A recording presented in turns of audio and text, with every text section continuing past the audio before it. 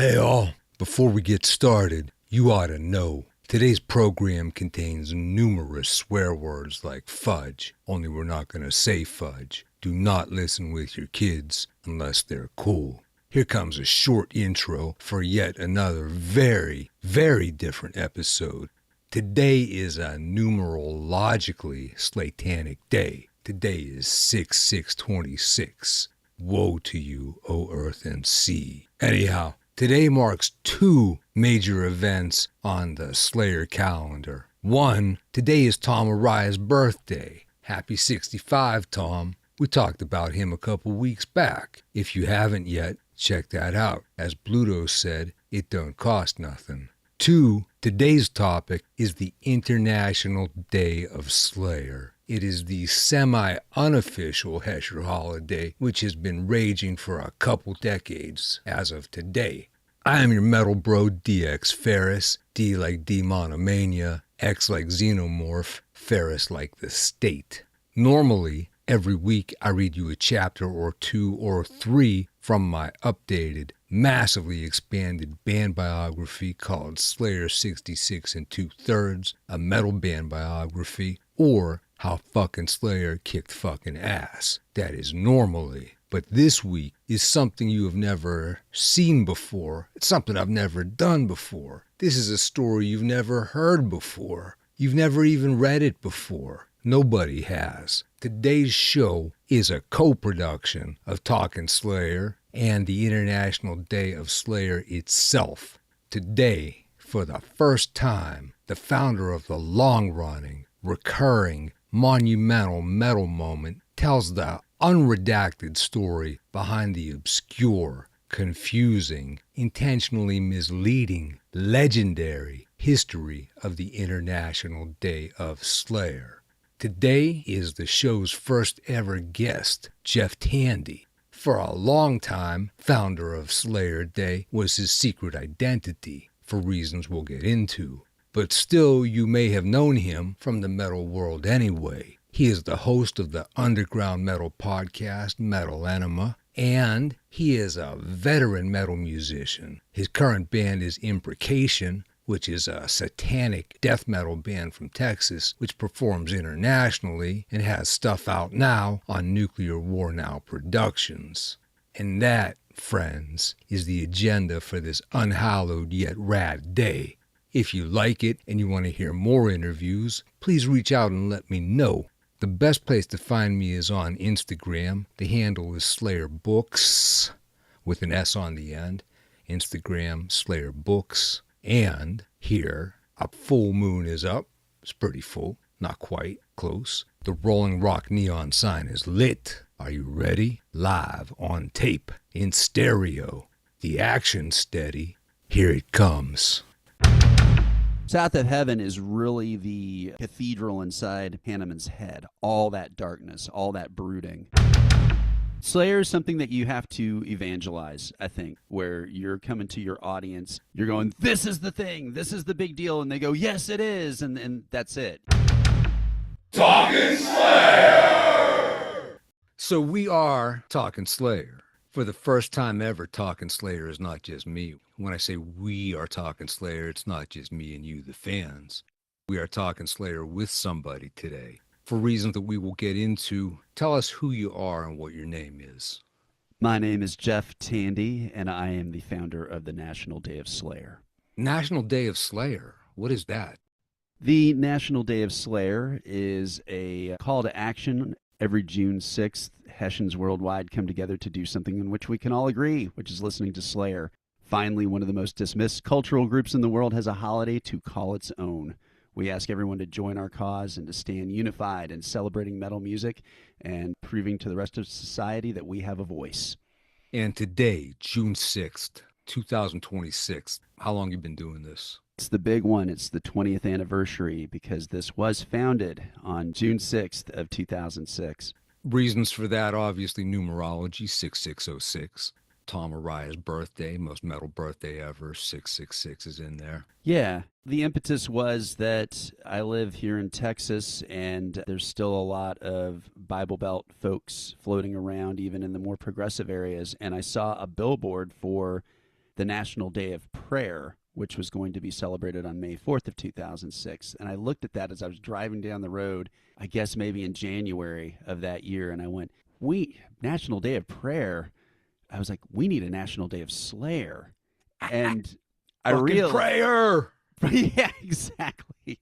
Prayer rules. I thought about it and I went, wait a minute, 6606 is coming up like soon. So I said, this is something I got to get to work on right away. So I went home and drafted a manifesto of what the National Day of Slayer should be and how it should be celebrated. And I got in touch with a buddy of mine who did web coding, and I said, how quickly can we put something up, just quick and dirty, to get the word out? And that is what we did. And to put it mildly, it has worked out. Yeah, better than we thought. It was meant to be kind of almost like a prank, but also just to give Slayer a nod. And it caught on to a crazy destructive degree initially, which was something we didn't expect. We're going to get to that. I have somewhere I want to go, but before I even get into that, because we're immediately going to go off topic regardless of what happens. But in one of our exchanges setting up this meeting, you said, at this point, it looks like no Catholic organizations are planning to take me to civil court, so I'm good to publicly acknowledge who you are and what you do. Yes. So we're going to get into that. If you look around, if you have read the press releases over the year and even earlier versions of the book, different names emerge as the founders of International Day of Slayer. I had talked to you dudes personally, or I talked to one of you. I had done the research. I tried to get all my facts right. And then the book had been in print for a while. And one day I get a press release from the Slayer camp that identifies the founders of International Day of Slayer. And it's not the names that I had. And I shit a brick, sweating how I could get something that big, that important, that significant. These guys that deserve so much credit, how could I screw them and get that wrong? And as it turns out, I did not have it wrong, just the available facts had changed. So to tie it up, what is your name again, and what was your name initially? Well, it is Jeff Tandy. That's me, my real name, and that's the name that, yes, has been publicly acknowledged by Slayer. And the answer to that is I had my name on the very first draft of the National Day of Slayer website, and we'll get into that. But some mayhem occurred, and I realized that I needed to hide my name really fast and bury that. So, yes, you had me, I think, down as Jim Tate. And then my partner who helped do the website that you also spoke to goes by Dag Nielsen. He will continue to go by Dag Nielsen because he is in a line of work where he cannot be revealed. So these are high-powered dudes putting this together for us. And it's, as you have heard us allude to already, this shit gets real. So again, for the record, what are the names we have seen about the founders of International Slayer Day? And you are the founder, Dag is the co-founder. But what other names have we seen with that? You know, Dag was the one who was like putting out a bunch of different names at different points. He kind of tried to make it sound like there was more of us, and there wasn't. So at this point, I can't even remember. I think he even had a third guy, and then my name kind of snuck back into the mix, my real name. So then it sounded like I think at one point, DX, you actually put it down as me, Jim Tate, and Dag Nielsen. So, yeah, it's just the two of us. The point is there have been a lot of names out there, and if you read various names, it's not wrong. Yes. But as a professional purveyor of Slayer information, I try to get it right. But we enter some gray areas, as you often do. We got that. One day, you are a metal guy. Clearly, yes, you identify as a metal guy. Yeah, absolutely. Yeah. So one day, young Jeff had never heard of Slayer. And then one day, you experienced Slayer. Tell me about that. What happened between you going from I never heard of this band to now I know of Slayer, and how did that affect you? I got hit in the face with a friend's older brother's record collection. I heard Metallica, Anthrax, Slayer, and Iron Maiden all in one weekend when I was 12, and that was 1987. So That was heady. Pretty good weekend. Yeah, and before that, I had been so frustrated because metal, as people were identifying it, were things like Quiet Riot, early Motley Crue, things of that nature. I remember a I was friend of very much into that stuff, and then I heard of punk, and I was like I discovered DRI. yeah, I said, "Well, okay, my bags are packed. I'm gonna be a punk now. This shit's better." And I had one foot out the door, and I checked out this review of a album called Hell Awaits by a band called Slayer that I'd never heard before. And I gave metal like one last look, and I never put that second foot out the door. yeah. Based on my age, I heard Rain and Blood first, and of course that got its hooks into me immediately. So you heard that album. What happened next? Did you go out and buy it? Yeah, I had Columbia House, so you of course remember that. So I started Yeah. ordering everything from them. I got Ride the Lightning, I got Rain and Blood, I got Spreading the Disease, and Among the Living from Anthrax. I started For the loading younger up. listeners, what this was at the time, getting music was difficult and it was expensive. There was a mail order service called Columbia House where you could sign up and buy 12 albums for a penny. And you're like, holy shit, this is amazing. Then, like, you find out later on that you are obligated to buy an album every month for the next 500 years at the price of like $26 or something, which I don't think is an accurate figure, but that's what it felt like. Yeah, And I never personally signed up under a fake name to a bad address and just pocketed the 12, but I heard people have done that. yeah. I think I just ignored them. They kept sending me like super shitty late model Kiss albums that I didn't ask for, and I just ignored them. So now you have what, Rain and Blood? What else did you order? Oh, yeah, Ride the Lightning, some early Van Halen, But it and was just the original Rain and Blood was your first oh record. yeah, and then quickly I got a hold of South of Heaven, which that this is not the cool thing to say if you're an old school Slayer fan, but South of Heaven is actually my favorite Slayer album. Not an incorrect opinion. I think all early Slayer, it's just we're talking like a matter of degrees in terms of greatness. But South of Heaven really resonated with me. It's a Jeff album. It's basically a continuation of what he was building on Rain and Blood in a lot of ways. He wrote a lion's share of that material, and I always felt like that was the South of Heaven is really the cathedral inside Hanneman's head. All that darkness, all that brooding. That's a great way to put it. At what point does Slayer start to become, I mean, you discovered all the bands all at the same time. Mm-hmm. How does Slayer pull ahead of that pack and start to draw you in? Slayer stayed firmly in fantasy, dark fantasy. They had very little in the way of social commentary. Even a song like Silent Scream, which is ostensibly an anti-abortion song, has such a clandestine, occult overtone to it. It's more of a child sacrifice than it is a sad, immoral activity. That they take everything and catapult it into this just dark realm. And Slayer did that in a way that like Anthrax, Metallica, and definitely not Megadeth could not do. I mean, let's think about it for a second. Ride the Lightning, that's a great album and that's a great song. But when you step back from it, it's like, ooh, the electric chair. Oh, that's so scary. Slayer was talking about dying and going to hell or being ripped apart by demons, all these things. They just really kept it up in the stratosphere with the fantasy level. Metallica is, obviously it changes over the years, but Metallica, bottom line, does appeal to people who are not metal people, who are not fixated on metal aesthetics, that normally do not listen to metal. And Slayer is like just for us. Yes, it's definitely the line in the sand for extreme music. I mean, I would argue that Slayer are the single band that inspired extreme metal as we know it. It's like, yeah, Metallica had some influence on Players, that kind of thing, but in terms of mindset, in terms of execution, and in terms of extremity, that's all Slayer. They are the ones who founded all these offshoot genres that we have now. And you know a little bit about that because you are a musician, yes? Yes, I've been a musician since, I'm on year 37 of that. 37 in Yeah. a row?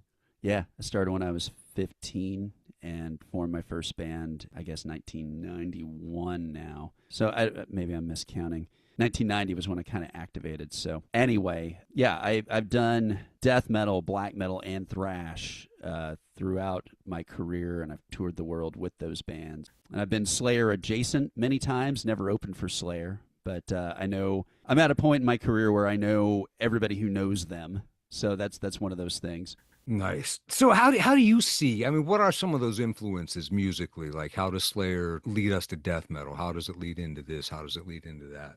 The attack is the big one. The relentless drums, the heavy emphasis on double bass, the satanic themes, particularly obviously in their early work. Just all of that is the blueprint for everything that I've ever done. The band I'm in now is a satanic death metal band, and our lyrics are not that different than anything you'd find on Hell Awaits. There is nothing better than early evil Slayer. And that's one of the ways I tend to break it down. Like, there's early evil Slayer, and then there's the Def Jam, Def American Slayer. Nothing wrong with that. It's massive rock and roll ass thrash. And then later on, it becomes different things. But there's nothing comparable to early evil Slayer.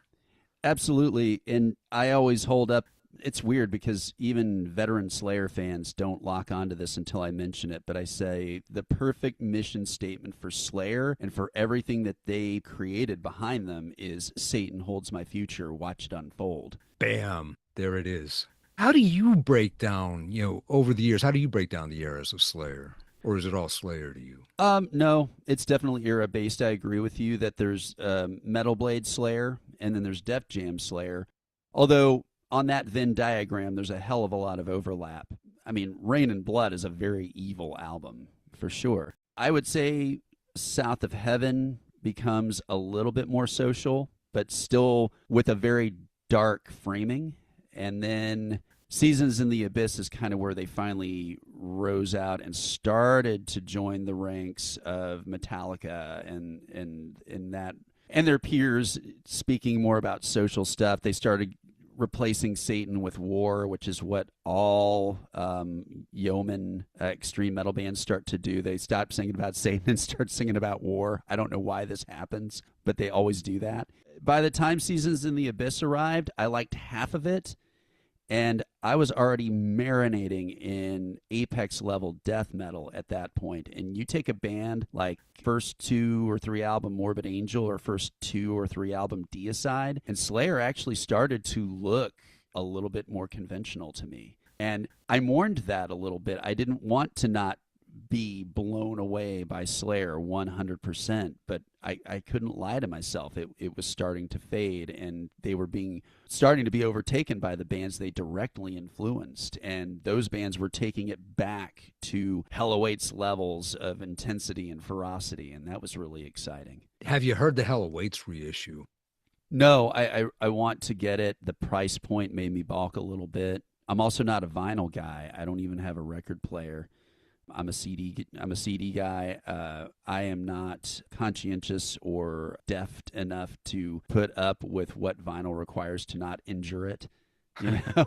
Yeah, that's really my primal experience with it. I have never had any physical coordination, and I would get so frustrated that I would scar and break and skip my albums just trying to put a tone arm on them. And I know there are mechanical ways to do that, but it's a nice package. I mean, they don't fuck up the remix sound, the remaster, whatever you want to call it. And there's just so much cool stuff in there. I generally don't buy that kind of thing, but I felt like I was karmically indebted and forced to purchase this, and I was happy I got it. Did they, in the mix, did they fix the bass plonkiness that's really overt on the original? Yeah, I haven't listened to it too much, and I've listened to it on a phone, so I could be off, but it sounds less plonky. The bass, I think, is the most pronounced improvement on it. It's the most that Tom Araya's bass, and I think it is Tom Araya on this album, has ever been a presence in the audio mix. All the different instruments seem more distinct, but it's not completely overhauled. You can just hear everything better. That's what I think at this early point in it. But the bass, to your question, if you're curious about the bass, that's what to listen to it for. Definitely. I'll have to check it out. That was my one frustration with Hell Awaits, is that I didn't feel like the mix fully captured the material. If they had like the mix from South of Heaven, it would have been unbelievable. I mean, Yeah, I mean, one of my hopes for this AI that's about to enslave us all and murder us and put us under the foot of Terminators, I'm hoping that AI is able to start really refining old audio things. Like, I want a good quality live recording from the South of Heaven tour so badly. And I've never heard Yes. anything that's quite professional. And I hope there are just things they can do that can figure out how to make. I mean, there's a live set that's part of the Hell Awaits box, and it's good. You know, if they could have recorded that at a quality level of Live on Dead, it would have been stellar. And it's certainly them at an early peak of their powers, but it doesn't sound great. So if AI is going to enslave us and ruin the world, we might as well get something out of it. And I hope it would be Slayer live recordings. Yeah, that'd be worthy before we Yeah. die. So National Day of Slayer. It started off with what title and then became what title? The first year of 2006, it was just National Day of Slayer, but And that wasn't enough. it wasn't, because fans around the world caught on to it really quick once we put up the official website. Because And fucking Slayer, right? yeah, and we knew this. We were hoping it would catch fire. Suddenly, we were getting contacted left and right, going, "Hey, we want to make a National Day of Slayer page in our language so we can get this out there." And we're like, "Yeah, that's cool." And ultimately, there were like, I guess, partner pages that people had built themselves where they copied the instructions on how to celebrate. And then some of them also were just translations sent to us that we then integrated into our page. So we ended up with 19 languages in total to spread the word. It seems low, but that's a hell of a start. Yeah. I mean, once 2007 hit and we'd gotten so many emails and photos of kids all over the world doing like these kind of holistic celebrations, we changed it to the International Day of Slayer. And what were some of those celebrations? What were you hearing about? What were they sending you pictures of? It was small to big. There were kids with boom boxes just having a beer blast out by campfires. They're taking pictures of that, which that ground zero, that's what we were intending.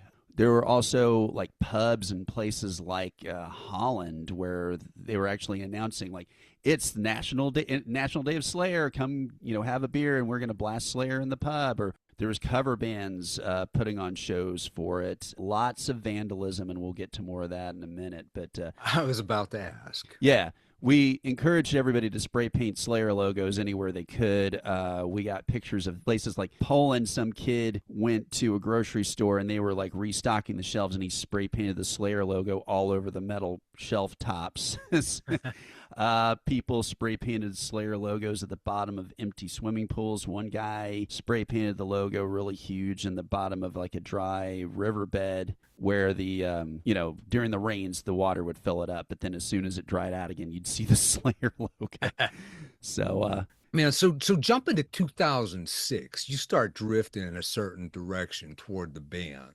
You're on your honeymoon in Sweden. yes. What happens? Well, Slayer, for those of you who might remember, Slayer was supposed to be coming out with an album, and they didn't make the mark. So instead, the record label went ahead and put out this Eternal Pyre EP, which is cuts from Christ Illusion. And that was set for release on 6606. Yeah, at the end of April of that year, after the site was up and running, I'm getting emails and phone calls while I'm in Sweden from record label reps attached to Slayer who wanted to use the site to co-promote. There was some communication breakdown there, partly because in 2006, cell phone technology internationally was not what it is today.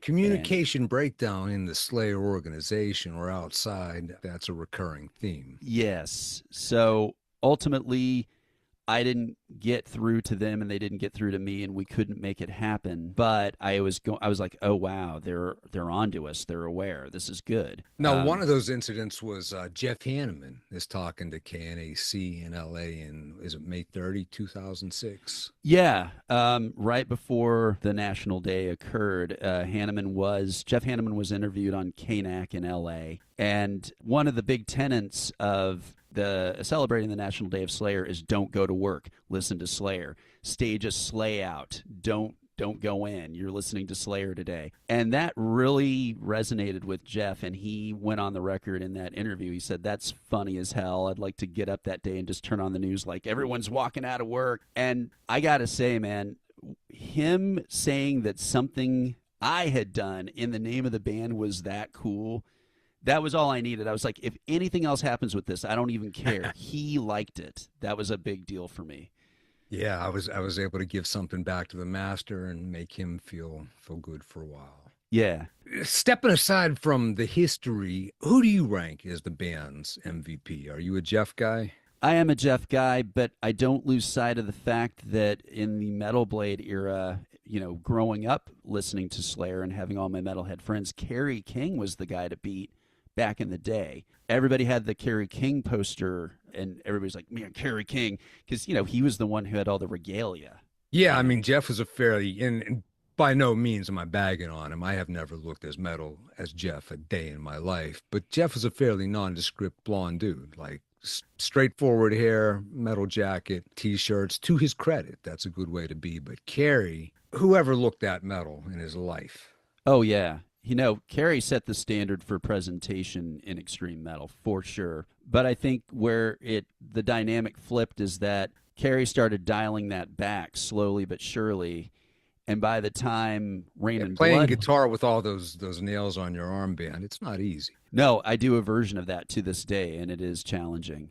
Really? How big? Like when you say a version, I wear like armband nails? I got spike gauntlets from wrist to elbow on both arms. They are real old school dog spikes, so they weigh about 6-7 pounds a piece. And when you're playing up there for an hour, that starts to be a workout. Yeah. So you keep them on for the whole set? Oh yeah, yeah. Even Kerry early on, he started ditching them after a few songs, which again, Yeah. no shade to Kerry. I mean, it's hard. I can't do that. Yeah, but no, he started dialing back for ergonomic reasons, I think. and then when Rain and Blood hit, Hanneman rose to very specific prominence because he wrote the bookend songs that became quintessential. And I think also presentationally, they started becoming more component. And then Jeff's profile rose notably at that point. I would say the spiritual center of Slayer was always Jeff. His mind matched the music 1-to-1, which unfortunately I think is part of why he's still not with us. You sail those dark seas. If you hit the rocks, that's it, I don't like it, though. I get really upset. I'll just go on the record whether you use this or not. I get really upset when people talk about Hanneman dying. They go, it should have been Kerry. And I look at them square and I go, it shouldn't have been any of them. It's like Slayer was the sum of their parts. None of this would have happened without both those guys. And you're not actually a Slayer fan if you're saying that.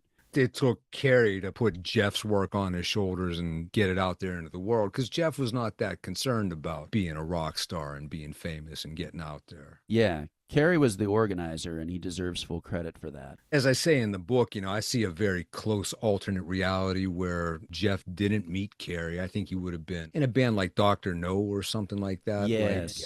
Like a California hardcore band or punk band or even metal band that was smaller, and people who really know what they're talking about say, that's amazing.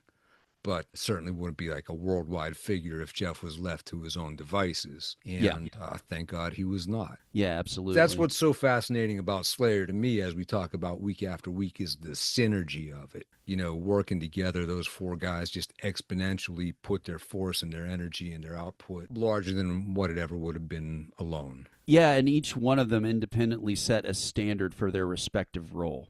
I would really say that. Dave set a new standard on drums. Tom set a new standard on vocals. His vocals are still imitated all over the place to this day, especially the early era vocals, all that nightingale screaming. That's everywhere. Note to self, use the phrase nightingale screaming in the next revision of the book. That's good. You're good at this. Thank you. I've done a little writing myself, and I've spent a lot of time thinking about why I like this stuff so much. And of course, Jeff and Kerry created just a whole new level of the twin guitar attack. They deconstructed it because they just attacked it so blindly, and then they didn't give a fuck if their solos were melodic or not. They just ripped it up and made it scream, and they changed that too. They made it okay to not be a virtuoso. You just had to be a berserker. Absolutely. I find it so interesting when people that claim to be metalheads and we're into this anti-authoritarianism lifestyle and rebelling against power, and then all of a sudden they'll turn around and say, well, Slayer don't don't play proper solos. They're breaking all sorts of rules, and that's not correct form. And boy, Jeff and Kerry really can't. Like, sorry, Slayer's not following the rules. Yeah. We'll bring this to Kerry's attention immediately, and we can be conformist a little bit more and be a little bit more conventional. And that's one of the things that I come back to time after time with Jeff, just an unconventional mind, just doing what he wanted to do and not doing what he didn't want to do. Yeah. He was really solipsistic in that regard. And I think it made a huge difference. I think that was an X factor that no other band of that type, in the Big Four or anywhere else had. So was there a moment that made you pull back and think, like, maybe I don't want my real name associated as much with the International Day of Slayer? Absolutely. On the actual day, 6606, headlines went national that the St. Joseph Seminary in Yonkers, New York, was vandalized overnight. Whoever did it spray painted inverted crosses and pentagrams and Slayer lyrics all over the courtyard. They also spray painted, I say they because it seems like it could have been the work of two guys, maybe. No one was ever caught for this, to my knowledge, which is awesome. They spray painted a giant pentagram right on the steps of the courtyard where Pope John Paul had blessed the seminary. So they were really upset about that. It became a big enough deal that Slayer's press agent at the time, I think it's still the same person, Heidi Ellen Robinson Fitzgerald. Yeah, one of the all-time greats. Yeah, she's awesome, and we have worked together on this over time, and I'll get to that in a minute. But Slayer was obligated to release a statement explaining that the National Day of Slayer was not affiliated with the band, and they had no association and didn't have any knowledge of this. We don't know nothing about that. Yes. If anybody's asking. Yeah. And my actual name was still attached to the site at this point because I couldn't have anticipated anything like that was going to happen, even though I had advocated those exact actions on the site. I was located by a few different journalists through conventional means like email, and I did agree to do a couple of interviews with news outlets. How did those go? A brief phone interview with me got featured on WABC's Curtis and Cubby show in New York City, which is where it happened. Curtis defended your right to free speech, right? He did, thank God. Curtis Sliwa is the founder of the Guardian Angels, and he's very, very right-wing. I don't have any beef with the guy, but he called for me to be arrested or shot, and then he asked the other host, Cubby, who is a civil lawyer, he's like, can't he be arrested for this? And Cubby goes, well, no, he didn't, he's got the right to freedom of speech, and he didn't take part in this as far as anyone knows, so no. So I breathed a sigh of relief, but I was like, I got to get my name off that site because I do not need a civil suit from the seminary, and so we wiped that pretty quick, and luckily it went away fast and got lost in the shuffle. And so jumping ahead to 2009, how do you step it up at that point? We wanted to do something. Every year we were trying to do a publicity stunt to raise the profile of National Day of Slayer. And this was never about us. It was about Slayer, of course. Slayer. But we petitioned the Obama White House with an official resolution to declare National Day of Slayer an official holiday.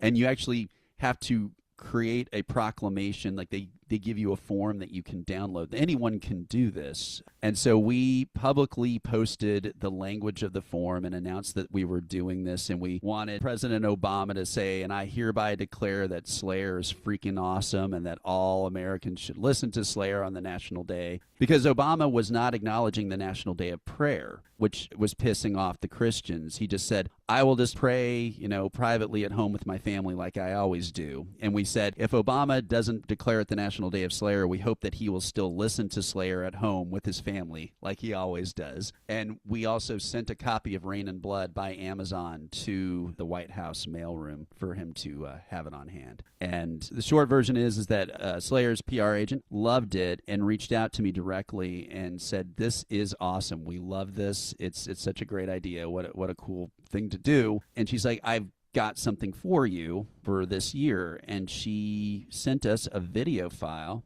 that featured Tom Araya sitting in the studio in the midst of recording World Painted Blood, publicly thanking us for doing the National Day of Slayer and just giving the full endorsement. So that was our first official endorsement from the band. So eventually you do get to meet those cats. Yeah, same year, Heidi also arranged that for us. She said, "Hey, if you guys want to come out to a show, they're going to be out on the Mayhem tour with Mayhem Fest, excuse me, with Marilyn Manson. If you guys want to come out to a show and meet the band, we can do that." And so we were like, absolutely. So on June 19th, Dag and I traveled out to Albuquerque because that was the show we were available to both go to. And we got to meet Slayer and, see them play. We had tickets, everything. That was, do we have time for me to go into that? Yeah. Okay. Please. That was terrifying. I've met so many of my heroes, and I've never been starstruck. I've never been freaked out. But this was really freaky. I guess their tour manager came and met us at the gate, and he took us back into the guts of the Coliseum area. There's craft tables and all these other bands on the Mayhem Fest back there. I'm used to those environments. But then he led us down this hallway to all these green rooms, and there's a door where it's just the printed logo that just says Slayer on the door. But then we walk past it, and he goes, "Okay, hang on a minute," and he leads me and Dag into this little communications room where there's like fax machines and stuff everywhere, and there's just 2 chairs in the middle of the room. He goes, "Here, just have a seat, and we'll be right with you." And I'm like, "Okay." And we're sitting in these 2 chairs in the middle of this industrial room, looking at the door, and we're silent. We're completely silent. And I glance over at Dag and I go, "I feel like we're about to get shot." Exactly. Hey, Goodfellas, are you going to get whacked, or is exactly. it a real meeting with them? We didn't know what was coming through the door. And finally, about after like 5 or 7 minutes, the tour manager pops his head and goes, "Okay, come with me." And we're like, "Oh." And we get up, and then we're led back to the Slayer door. And he cracks the door open, and we're standing there expecting maybe Tom to pop out. The door's just open, and he goes, "Well, go ahead, go on in." We're like, "Oh, okay." And we walk in, and it's Dave Lombardo, Kerry King, and Tom Araya just standing at attention in the middle of the room. And, there's nobody else in there. It's just us and them. And I just was like, oh, my God.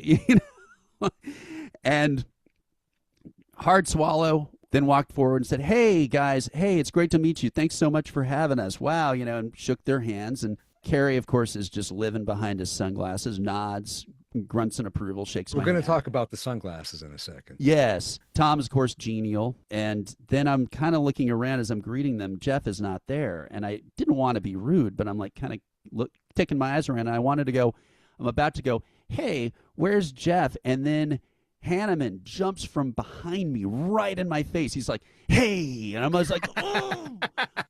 It was like I was hit by lightning. And I was just like, holy shit. And I just kind of weakly said, "Hey, Jeff, I'm Jeff also."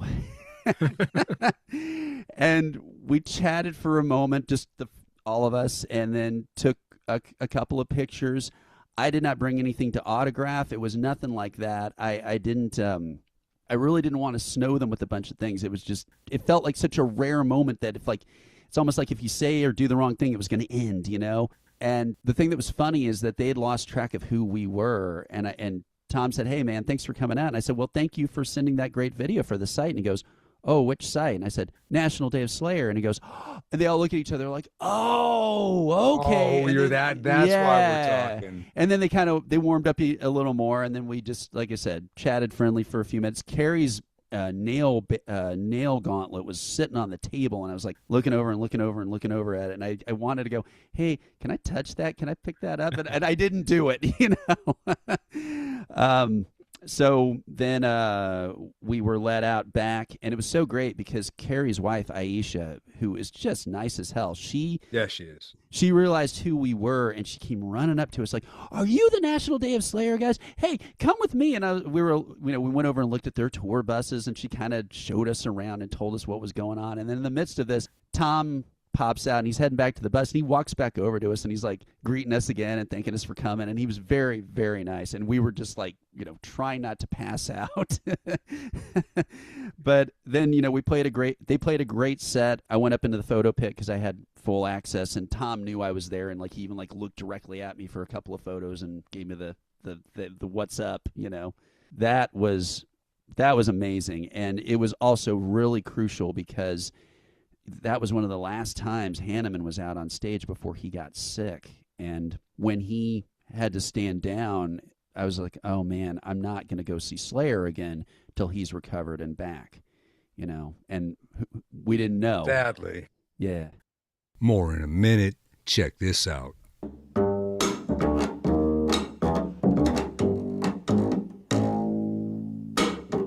These are the generous cats who do more than their share to fund the show. David Jones, Jay Levitz, Kevin Gale, Chief Keefe of Ghost Cult Magazine, Dave Mack, Matt Wardlaw, Stigma, Larissa Glasser, Paul Kellett, H. Smith, Chris McMaster, Daryl's Whammy Bar, No Friender in the Thrash Metal Show, and Ryan Dussault.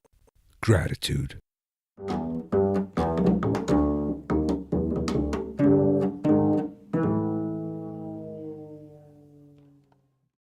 Anyhow, Would you rather have no Slayer without Jeff and Dave, or would you rather have the band exist in some form? Ultimately, I'd rather have them exist in some form, because that is a force, that's a singular force that I think should not be relegated to a past tense that easily.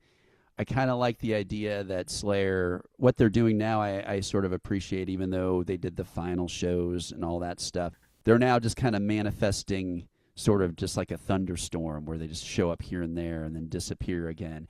And there's no guarantee on how long they're going to be around. So I like sort of, it creates an urgency about it. And no, I mean, ever since Dave left, I was not even really a big fan of their later material. And that's not fully Bo Staff's fault. That's just the whole package. But yeah, I agree with people when they say Dave should be back in for any kind of revival that they're doing. You and I both understand the reasons why that's absolutely impossible. But principally, yeah. Short version is, yeah, it's okay that they're still around.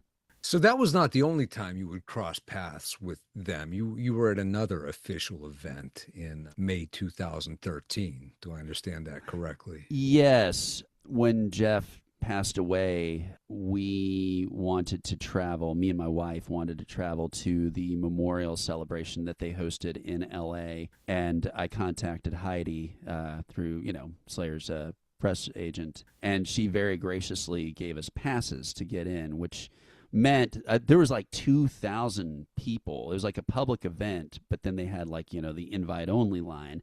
So we got to go in on the invite-only line with all these greats, like everybody from Dark Angel and Violence and Forbidden and all these Bay Area bands that were friends with these guys, Exodus, everybody. But instead of going up to the mezzanine with all these folks, they had a big barricade right in front of the mourners. They had seating and a stage. We went, fuck this. We were the first people in the building, and we ran right up to the front of the barricade and going, this is where we're going to be front and center for this whole situation. So we did that. It was, of course, very sad. A lot of different figures, known people from the industry and other bands came up there and said great things about Jeff, and all of it was very well done. Carrie was there. Yeah, now you noted something in our pre-conversation. This is not in the book. I'm going to not steal, I'm going to attribute it and incorporate it in the next version of the book. Mm-hmm. You noted a detail that I never saw anywhere else.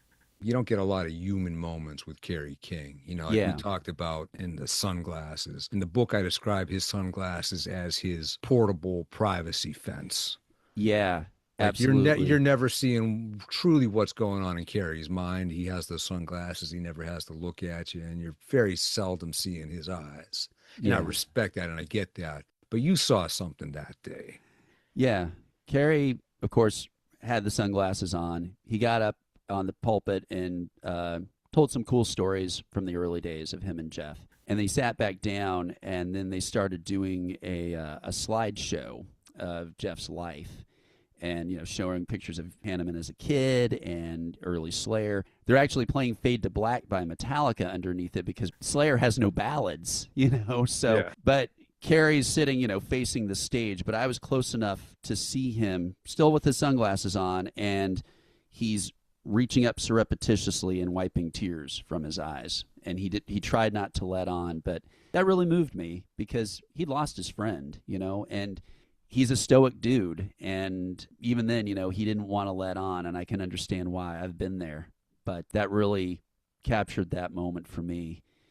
And then, ironically, the timing on this, right after that, in the slideshow, Rain and Blood kicks on. And you start getting more to modern era, more modern pictures of Jeff. And I knew this was going to happen. That song kicks in, and that room full of mourners and spectators, mostly kids from the LA area, fired the fuck up. There was a gigantic pit for that, and everybody's screaming along with the lyrics. And I mean, it was bedlam. Kids were getting hurt. Like, a couple of kids looked like they got dislocations or even a broken ankle. They were getting hauled out of there.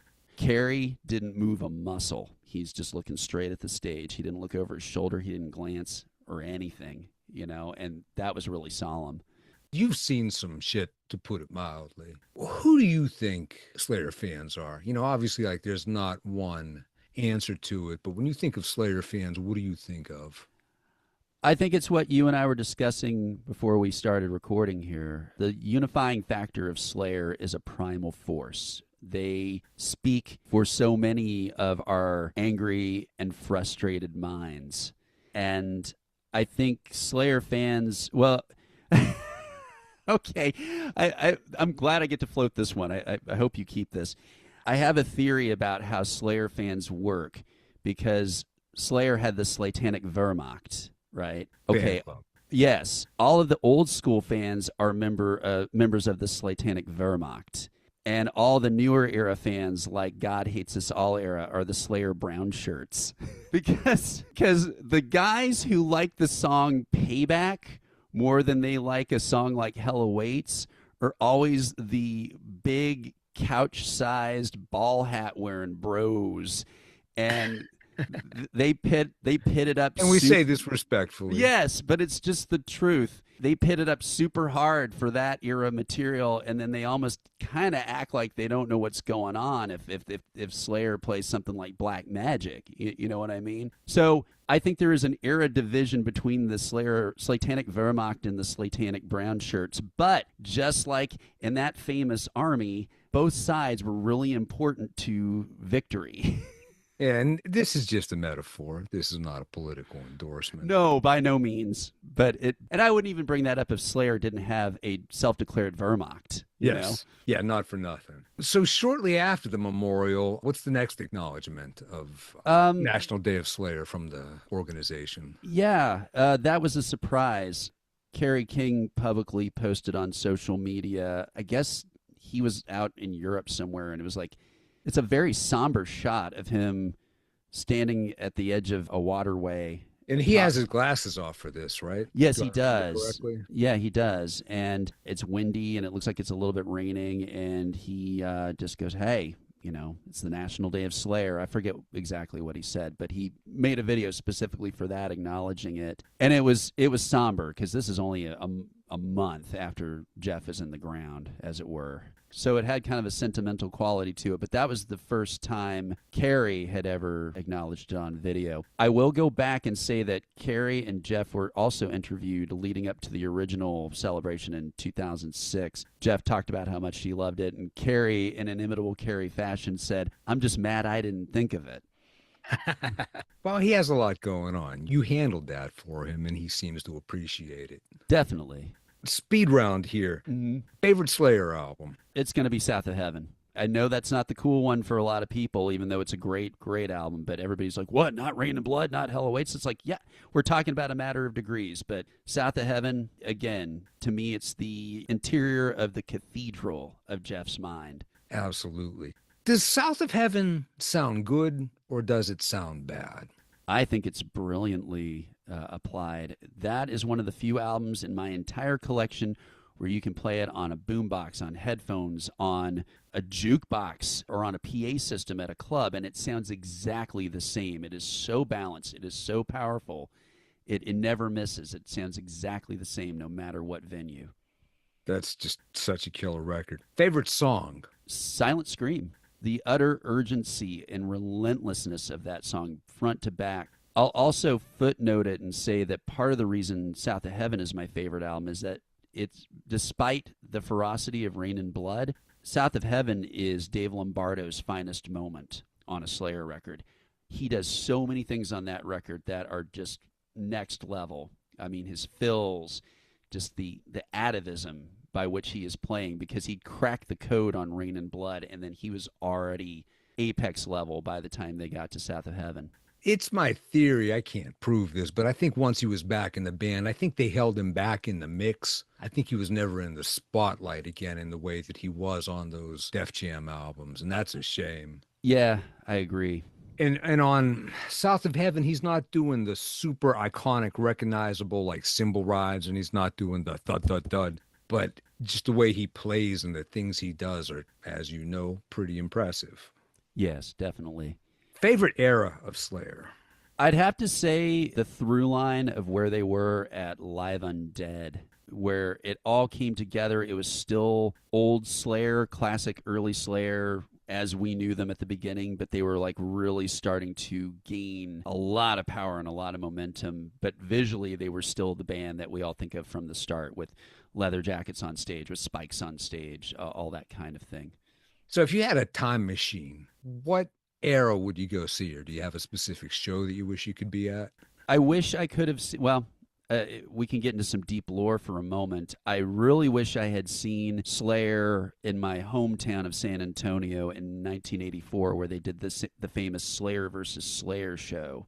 Yes. Yeah, that was Slayer's kind of quinceañera of sorts, because they really announced themselves. There are two Slayers. There can be only one. Who will win? Yeah. San Antonio had a band also called Slayer who ceded the name to LA Slayer for obvious reasons. But Slayer was cool enough to come out and do a show with our Slayer. And that's really a famous event. And yeah, and SA Slayer is back. They're doing things now. Yeah, I've got friends in that band. And really? Yeah, Jason McMaster of Dangerous Toys and Watchtower, he's a buddy of mine. How do they look at that? Like, I mean, I think that there is honor in losing to the team that wins it all. Yeah, you would like to be the conference champion, but, you know, if the Steelers run the table and win the Super Bowl, okay, I can't take it away from them. How do those guys look at the Slayer? I don't want to call it a rivalry, but they had their thing, and then someone comes along and plows them the fuck out of the lane. Slayer, LA Slayer, the Slayer, was so beloved by all those guys. I don't think they minded losing to them. And also, my understanding was that our version of Slayer was actually about to call it quits anyway, so it wasn't a huge loss for them. And it kind of helped cement them in the bigger picture. Yeah, we're not talking about some band from Des Moines called like Furious Dicks 3 that nobody has ever heard of. Like, right. They earned that spot in Slayer lore, even if it was a defeat.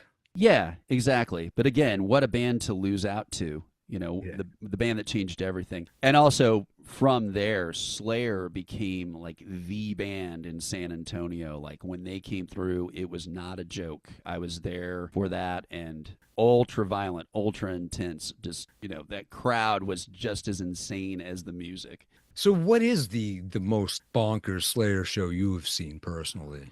Oh, that's an easy one. The first time I saw them on Clash of the Titans in San Antonio in 90, oh God, is that 91 or 92? You might have to check that for me.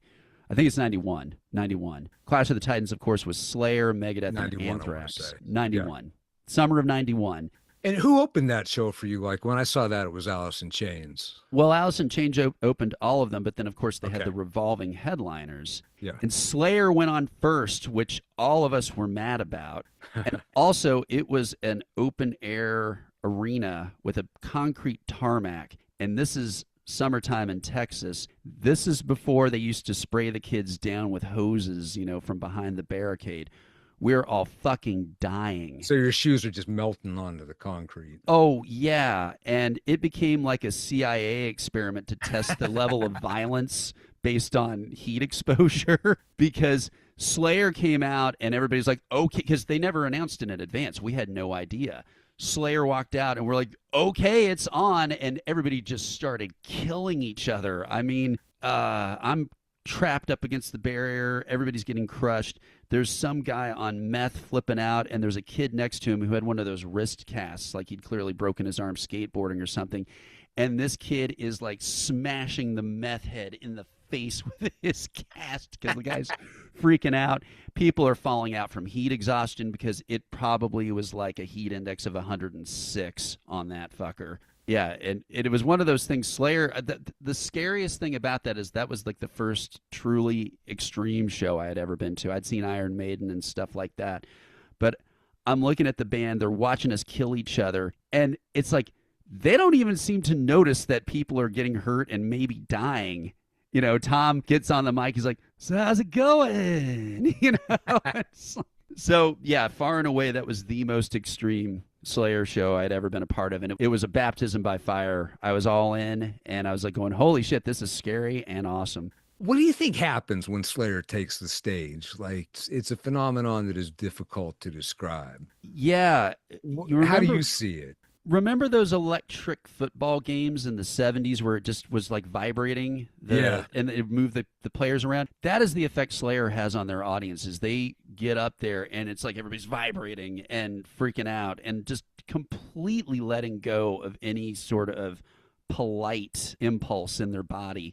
I've seen this on tour with bands that I work for where I'm setting up the stage and plugging everything in, and the PA starts playing Angel of Death, and you got a room full of kids who are waiting for whatever band to come on, and they bust out a full-force mosh pit for Slayer playback. I've never seen that for any other band in the history of my career. So, yeah, it is absolutely, like I said, a primal force that just grabs hold of your reptile brain and manipulates you to violence. Round and third, wrapping it up. What does Slayer mean to you? Why have you devoted so much of your life to Slayer? I mean, me, like, they've never not held my attention. Through the 90s, when I go back and I'm checking my notebooks for some sort of Voltaire reference that I know we talked about in World Lit in 1992, I find my old notebooks filled with like rankings of Slayer albums. And it's been like 40 years since I sat down with a pen in my hand and didn't write a pentagram. Like, yeah. What does Slayer do to you? I consider Slayer an ultimate truth. I kind of like to think, you know how there's always the missing sword from their logo? That sword is the sword of truth. That is Slayer.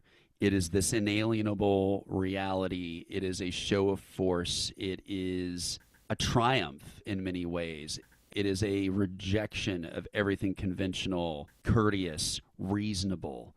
It gets into the primacy that allowed human beings to actually take over the planet.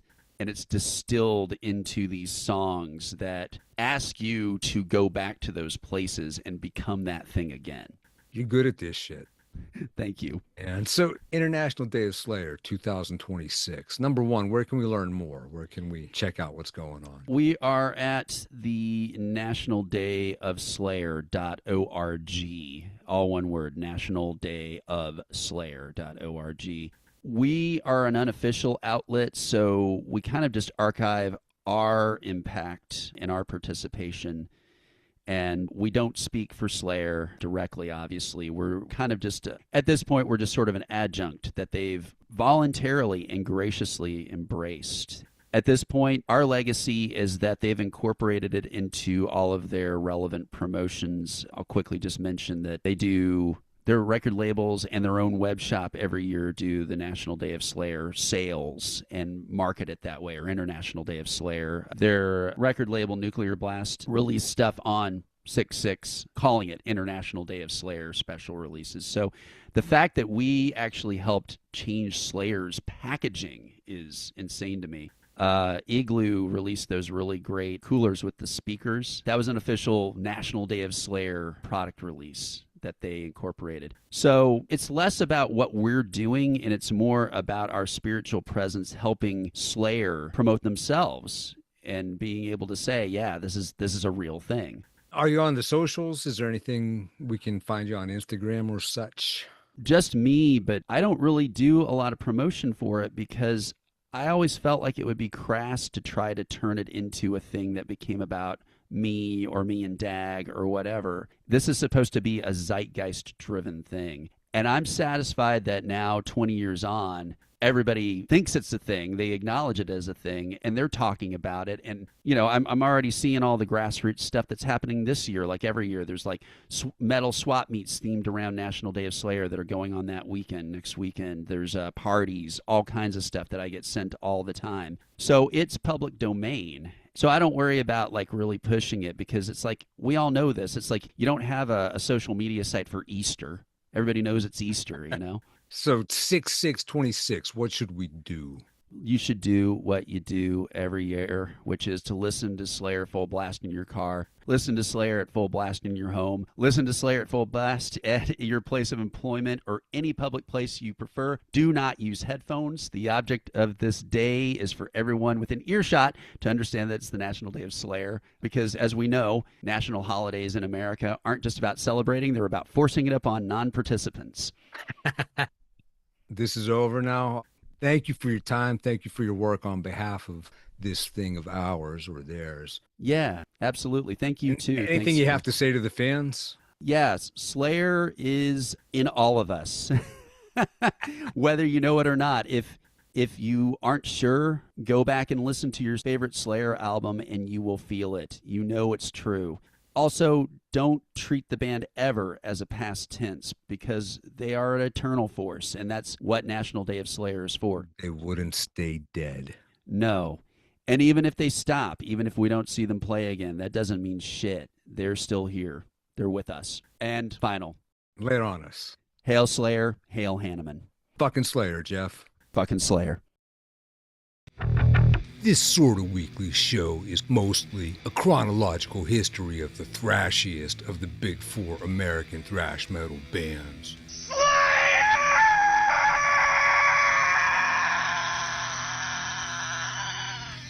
I am your pal, DX Ferris. D like Django, X like Javier, Ferris like the lawnmower. Bueller. I wrote 2 books about Slayer. One is about Rain and Blood. They say the pen is mightier than the sword. This show, this is me reading my very full-length band history, which is called Slayer 66 2/3, : a metal band biography, ... or how fucking Slayer kicked fucking ass. Such fun to read. It is big, but it is easy to read, and now you don't even have to read it. Season 4 is the complete, updated, unedited, annotated 4th edition, which was updated after the reunion. The audiobook is available cheap at Bandcamp. That is slayerbook.bandcamp.com. Talkin' Slayer is ad-free, deeply researched, written, mostly rehearsed, lightly edited, all with a little production value, mostly from the house band, which is Nige Savage of UK metal band Chupacabra. And Talkin' Slayer is member supported. Free listeners get an episode every other week, and you miss half the story. Patreon supporters, they get an episode every week, and then some. For more information, visit patreon.com/SlayerBook. We are Talkin'